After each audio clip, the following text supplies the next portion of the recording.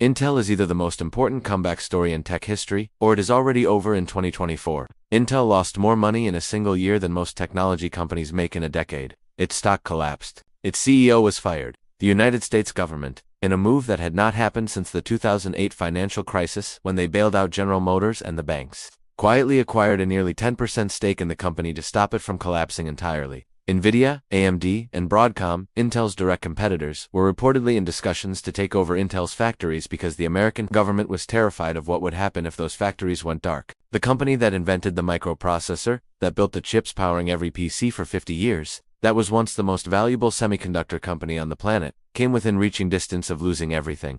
And then something happened that almost nobody expected. Intel started fighting back. And in 2026, the question that will define the next decade of computing is not whether Intel can survive. It already survived. The question is whether what Intel is building right now is strong enough to matter in a world that has moved on without it. This is the story of how Intel fell, why the US government intervened in ways that should shock you, and what is actually happening with Intel's chips and factories in 2026 that nobody is explaining clearly. Because the mainstream narrative around Intel right now is either they are finished or they are back. And the truth, as usual, is more complicated and more interesting than either of those takes. To understand where Intel is in 2026, you need to understand what actually went wrong, because the popular explanation that AMD just made better chips and Intel fell behind is only half the story.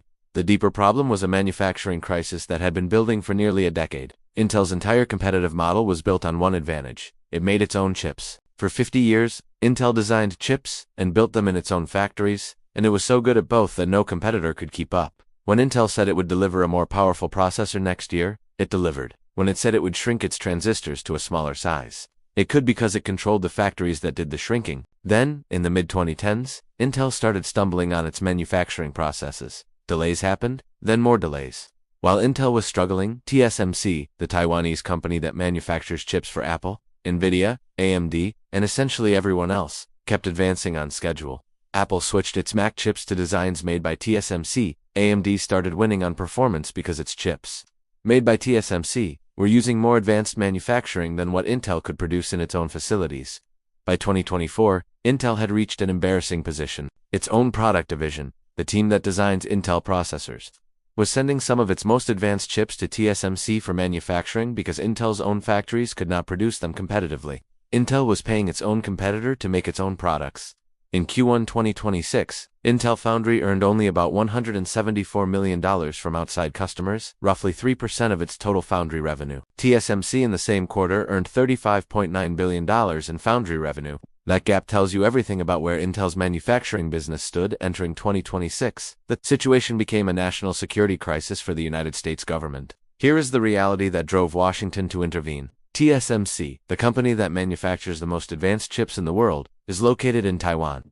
Taiwan's relationship with China involves a level of geopolitical tension that has been escalating for years. The United States military runs on semiconductors, AI systems that the U.S. government depends on for intelligence, defense, and strategic capability run on semiconductors. And virtually all of the world's most advanced semiconductor manufacturing was concentrated in a single island that sits 90 miles off the coast of a country that considers that island its own territory. American officials looked at this map and decided it was unacceptable. Intel, with its manufacturing plants in Oregon and Arizona, was the only American-controlled company capable of building advanced chips at scale inside the United States. When Intel started struggling financially, the government decided it was too strategically important to fail. The result was the Silicon Sovereignty Deal. The U.S. government acquired a 9.9% equity stake in Intel, described as non-voting and passive, to ensure Intel's manufacturing infrastructure survived and continued receiving CHIPS Act investment. The Department of Defense provided a $3.2 billion secure enclave grant specifically to help Intel stabilize its most advanced manufacturing process, known as Intel 18A. Intel 18A is the center of everything happening with Intel right now, and understanding what it is and why it matters is essential to evaluating whether Intel's comeback is real. The 18A designation refers to a chip manufacturing process node where transistors are approximately 18 nanometers in scale. Though as with all modern node naming, the actual physical dimensions are more complex than the marketing name suggests. What matters practically is that Intel 18A incorporates two significant technical innovations that TSMC does not yet have in production. The first is Ribbon FET, Intel's implementation of gate-all-around transistor architecture, which improves how precisely electricity flows through each transistor and reduces wasted power. The second is Power via, a backside power delivery system that moves the electrical power delivery infrastructure to the back of the chip, freeing up space on the front of the chip for more signal routing and reducing the electrical resistance that wastes power in traditional designs. Intel claims these two technologies, combined, give 18A performance and efficiency characteristics that are competitive with TSMC's most advanced processes.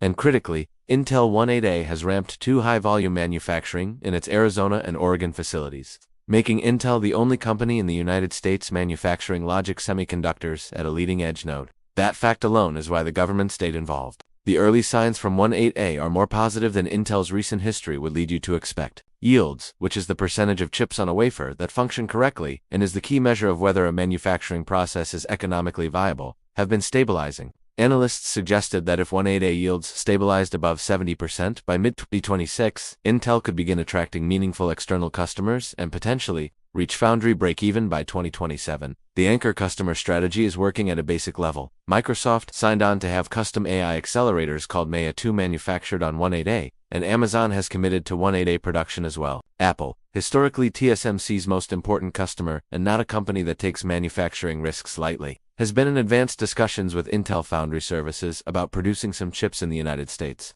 driven partly by U.S. government pressure to onshore more of Apple's supply chain and partly by the growing capacity constraints at TSMC as AI demand consumes an ever larger share of advanced node wafers. If Apple commits production to Intel, it would be the single most significant external customer win in Intel Foundry's history and would signal to the broader industry that 18A is genuinely competitive. But Intel is not only fighting a foundry battle, it is simultaneously trying to win back the CPU market it spent years losing. And in 2026, the CPU story is more interesting than it has been in years. Panther Lake, Intel's Core Ultra Series 3 processor family, launched at CES 2026 and represents the first product Intel has shipped that was manufactured on an early version of the 18A process. The technical architecture is a genuine step forward. 16 CPU cores in a 4+8+4 configuration combining high-performance Lion Cove P-cores, efficiency-focused Skymint E-cores, and ultra-low-power LP cores for background processing. 12 Xe3 integrated graphics cores that represent a dramatic improvement over what Intel's integrated graphics have historically offered.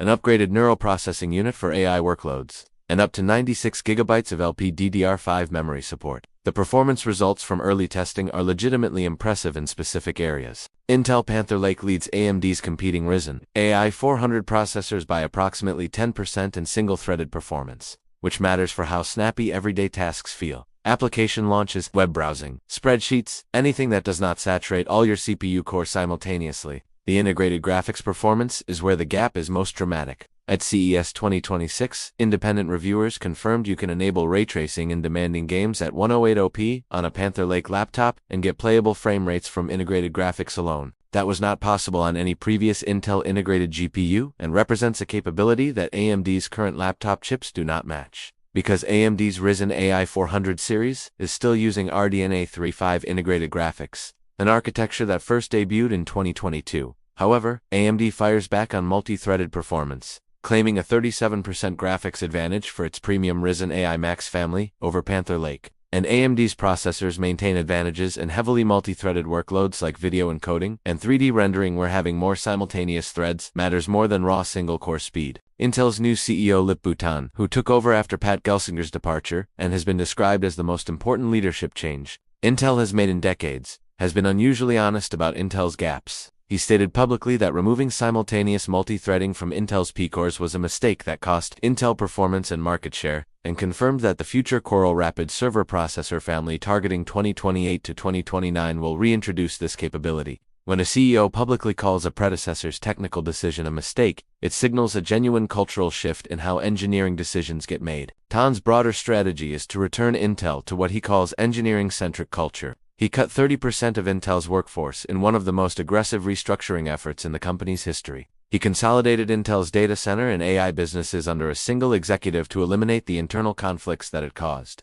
Intel to miss multiple market opportunities. He shifted Intel's public communication from the defensive, strategy-obscuring language of a company trying to hide its problems to a more direct acknowledgement of where Intel is behind and what the timeline to close those gaps looks like. On the server side, Intel is launching Diamond Rapids with up to 256 performance cores and Clearwater Forest with up to 288 efficiency cores in 2026, targeting the data center market where Intel Xeon processors still maintain significant enterprise relationships even as AMD's EPYC CPUs have taken substantial market share. Now let me tell you the honest assessment of where Intel actually stands, because you deserve a clear-eyed view rather than either the doom narrative or the comeback narrative. Intel is genuinely fighting back. The 18A process is real, it is in production, and it incorporates technical innovations that TSMC does not have in volume production yet. The government backing provides financial stability that allows Intel to execute a multi-year plan without the existential pressure of running out of money mid-decade. Panther Lake's single-core performance and integrated graphics represent a genuine competitive step forward in the laptop market. New leadership has diagnosed Intel's cultural and strategic problems more accurately than previous leadership and is executing changes that address the root causes rather than the symptoms. But Intel is also still behind in ways that matter enormously. The Foundry business earns 3% of its revenue from outside customers, compared to TSMC, which earns essentially all of its revenue from external customers who chose it because it is the best. Intel 18A needs to prove it can maintain high yields at scale over time, not just in controlled early production runs. In the AI chip market, Intel's Gaudi series GPU accelerators have not gained traction against NVIDIA and AMD in any meaningful way. The CPU server market continues to see AMD EPYC gain share at Intel Xeon's expense, and Apple, whose manufacturing decision would be the most important external signal of Intel Foundry's competitiveness, has not yet committed volume production. Those discussions are ongoing but not concluded. The stakes of what Intel is doing are not just corporate, they are geopolitical in a way that makes this more than a technology story. The United States government has effectively decided that a viable American advanced semiconductor foundry is a national security requirement, not a nice-to-have. The CHIPS Act invested $52 billion to support domestic semiconductor manufacturing, and Intel is the primary recipient of that investment. If Intel's foundry succeeds, the United States has meaningful sovereignty over its most critical technology supply chain. If it fails, every advanced chip the U.S. economy and military depends on continues to come from an island that sits at the center of the world's most dangerous geopolitical flashpoint. That is the weight of what is happening with Intel in 2026. It is not just a company trying to make a better processor. It is the physical infrastructure of American technological independence, trying to prove it can compete with the best manufacturer in the world. And whether it succeeds or fails will shape not just which laptop chip you buy next year, but what the balance of power in advanced technology looks like for the next 20 years. If this gave you a clearer picture of what is actually at stake with Intel right now, tell me in the comments which part hit you hardest. Was it the government intervention, the TSMC dependency that nobody talks about, or the fact that Apple might be moving some production to Intel? Because I read every comment, and your answers shape what I cover next. And if you want to understand how the outcome of Intel's Foundry battle directly affects what AI tools you can access, and at what price, that video is coming. Subscribe so you do not miss it.